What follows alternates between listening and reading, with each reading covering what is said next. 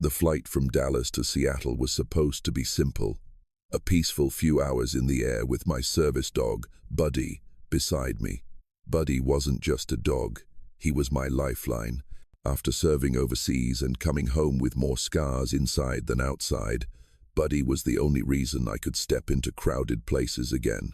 I'd made sure to book a seat with extra legroom right by the window, where Buddy could sit comfortably under my legs without blocking anyone.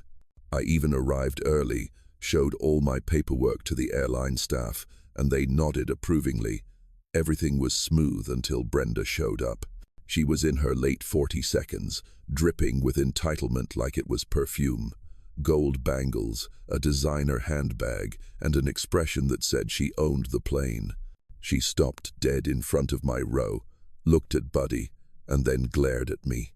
"Excuse me," she said, her voice shrill and commanding. "You're in my seat." I glanced down at my boarding pass and then up at her. "Ma'am, this is 12 amperes. I believe your seat is behind me." Her lips tightened. "No, I requested this seat. I'm not sitting next to a dog." She spat out the last word like it was filth. Before I could respond, Buddy lifted his head, calm but alert. His golden fur gleamed under the cabin light, his eyes scanning her as if he already sensed trouble. The passengers nearby began whispering. One woman leaned over and whispered, "That's a service dog, ma'am. You can't just..." But Brenda wasn't listening. "I paid for comfort," she snapped, crossing her arms. "I have allergies. That animal should be in cargo, not next to me." I tried to keep my composure, even as my heart rate began to rise. He's a trained service dog, not a pet. The airline approved him. She huffed dramatically, as if the air itself had offended her. "I don't care what the airline says. I want this seat. Now." The flight attendant, Sarah, arrived, her tone polite but firm. "Ma'am, the passenger is correct. This is his seat, and his dog is allowed under ADA law. Please proceed to your assigned seat so we can depart." Brenda's face turned red. "You can't be serious. You expect me to sit back there next to some crying baby while this man and his dog get all the space?"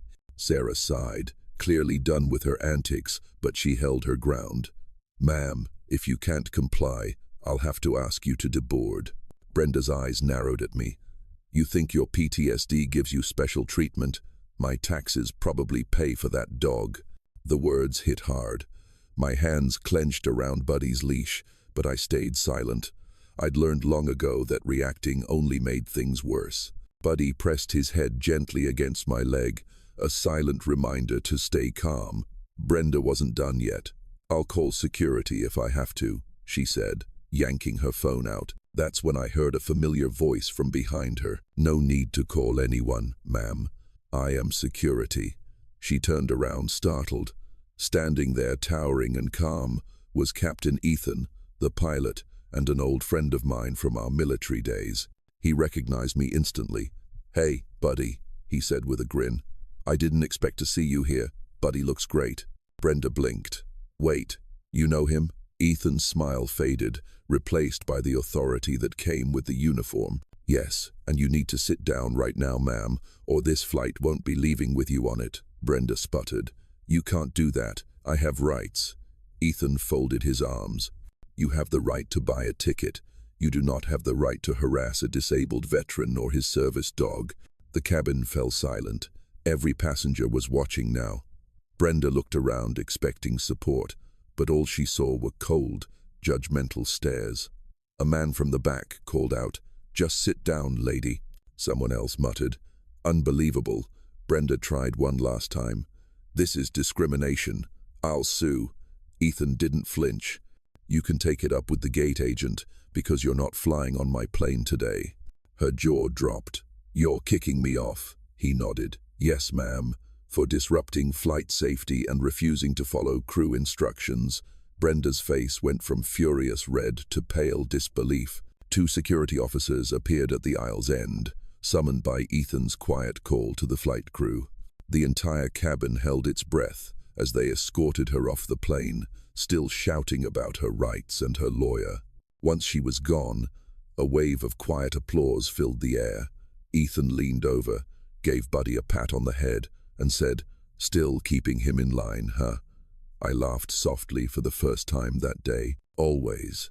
He smiled and said, "I'll make sure she's flagged in the system. No one disrespects one of our own."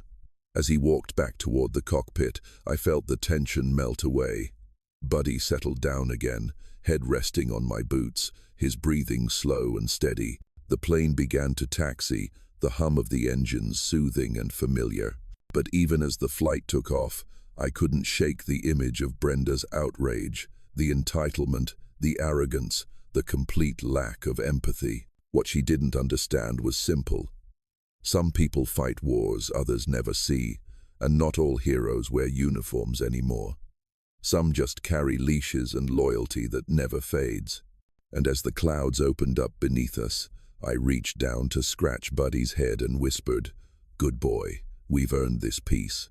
The flight was finally in the air, but the tension Brenda left behind still lingered like a bad smell.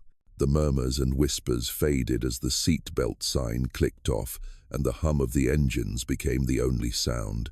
I leaned back, letting out a slow breath while Buddy rested quietly beneath my legs. His steady breathing was a kind of rhythm that always brought me back to calm. But as peaceful as it looked from the outside, inside me was a different story. My pulse was still elevated, my mind replaying the scene over and over. The anger in her voice, the way she looked at Buddy as if he were an inconvenience, instead of the reason I was even capable of sitting there. I'd faced combat zones where life could change in a blink, but sometimes it was ordinary moments like these that hit harder.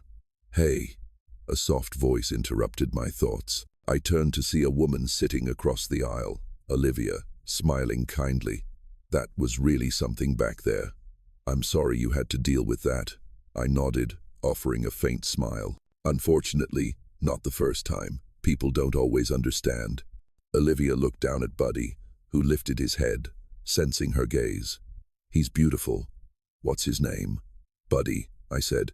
"He's been with me 5 years. Saved my life more times than I can count."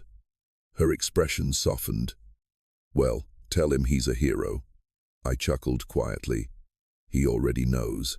Just then, Sarah, the flight attendant, returned with a bottle of water and handed it to me. "Compliments of the captain," she said with a small grin. "He wanted to make sure you're comfortable. And, he said he owes you a beer for saving his life back in 14. I couldn't help but laugh. "Yeah, Ethan and I go way back. Same unit, different scars." Sarah smiled knowingly and moved on. Across the aisle, Olivia gave me a curious look. "You're a veteran?" "Yeah," I replied softly. "US Army, Afghanistan." She nodded respectfully. "Thank you for your service." Those words, simple but powerful, always felt strange to me. Gratitude mixed with guilt. I didn't serve for thanks. I served because I believed in something bigger than myself. But it was people like her, kind strangers who still cared, that made it all worth it. I glanced down at Buddy again. He was watching me, those amber eyes always alert. It was as if he could sense every flicker of unease, every tremor beneath the surface. He'd been trained for that, trained to recognize when my breathing changed, when the flashbacks threatened to pull me back into the desert heat and the sound of gunfire. The flight was smooth for the next hour, but my mind wasn't. I couldn't help but think about Brenda, the arrogance, the disrespect, and how quick she was to judge without knowing anything about me. People like her always thought they owned the world. Maybe that's why seeing her escorted off hit so differently. For once, someone like her had been held accountable. I looked out the window, the soft glow of the sunset painting the clouds orange and gold. For a moment, I could almost feel peace. That's when I heard a small voice from behind me. "Sir." I turned around to see a boy, maybe 9 or 10 years old, Leo, leaning over the seat. He had curious eyes and a shy smile. "Is your dog really a soldier dog?" I smiled. "Kind of. He worked with me after the war, helps me stay calm." Leo's eyes widened. "He's like a superhero dog." I laughed. "Yeah, you could say that." His mom quickly apologized. "Sorry, He just loves animals. It's okay, I assured her. He can say hi if he wants. Buddy lifted his head again, tail wagging softly, as Leo reached out and gently scratched his ear. The dog stayed calm, perfectly still, like he knew the boy needed that moment. Leo beamed. He's awesome. He is, I agreed quietly.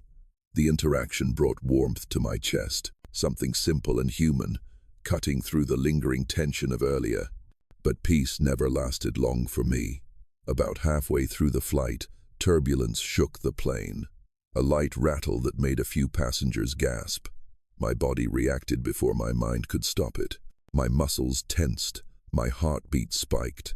The sound of the metal frame shifting and the low rumble beneath my feet took me back to convoys rattling down dusty roads, to the echo of explosions too close for comfort. My hand gripped the armrest hard, and my breathing quickened.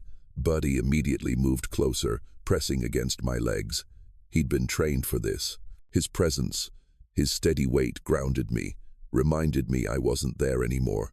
I was here, safe on a plane. I was here, safe on a plane headed toward Seattle. The turbulence soon passed, but the lingering unease stayed. Buddy nudged my hand with his nose, a soft, insistent pressure.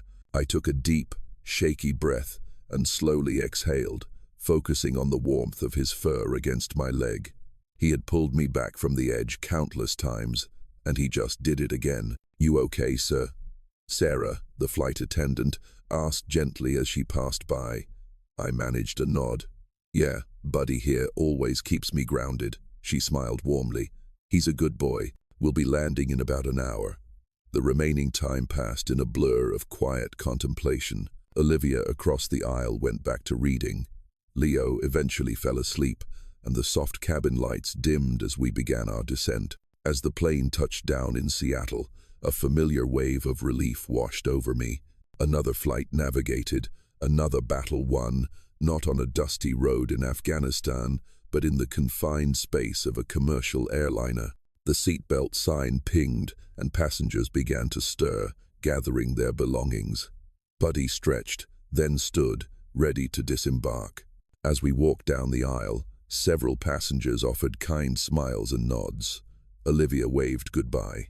Even Leo's mum gave a grateful look. It was a stark contrast to Brenda's venomous outburst earlier. It reminded me that for every person who chose ignorance and hostility, there were many more who chose empathy and understanding. At the jet bridge, Captain Ethan was waiting, shaking hands with some of the passengers. When he saw me, he clapped me on the shoulder. "Good flight, huh?" he grinned.